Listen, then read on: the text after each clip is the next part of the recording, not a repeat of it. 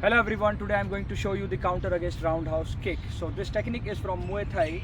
So if someone hits you power roundhouse kick, because you know when Muay Thai guys hit roundhouse kick, they hit with the shin, okay? So if someone hits you with the shin kick, so you hold and you need to move 90-degree angle. This is wrong. Imran, can you come?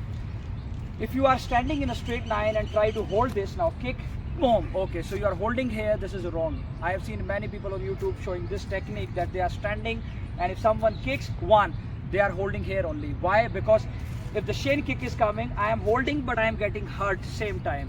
So you need to move 90-degree on 90-degree straight line. So the kick is coming, one. So I am coming here on 90-degree angle. Why? Because I'm evading the force. Okay, now the force is coming with the kick, one. So I hold this. Now after holding this kick, you need to come forward and then drop down elbow on his, quads or thigh, you can say it. Okay, so one, boom. So it's very painful. So you hit here. Now, okay, so now let me show you from this side. Okay, now the kick is coming.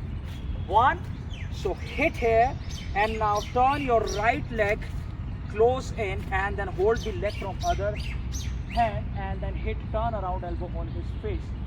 Okay, and from here you can hold his neck.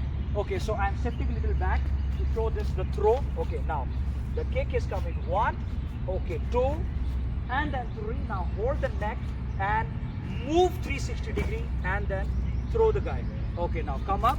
So I'm showing you this technique in flow. Okay, now the kick is coming, one, hit, okay, and then throw. Okay, thank you so much for watching.